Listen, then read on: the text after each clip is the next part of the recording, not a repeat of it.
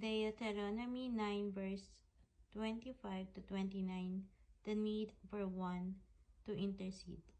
I lay prostrate before the Lord those 40 days and 40 nights because the Lord had said he would destroy you. I prayed to the Lord and said, Sovereign Lord, do not destroy your people, your own inheritance that you redeemed by your great power and brought you out of Egypt with a mighty hand. Remember your servants Abraham, Isaac, and Jacob. Overlook the stubbornness of these people, their wickedness and their sin.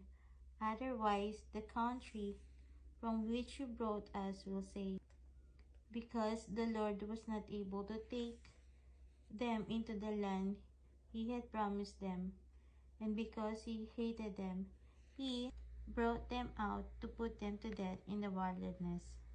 But they are your people, your inheritance that you brought out by your great power and your outstretched arm.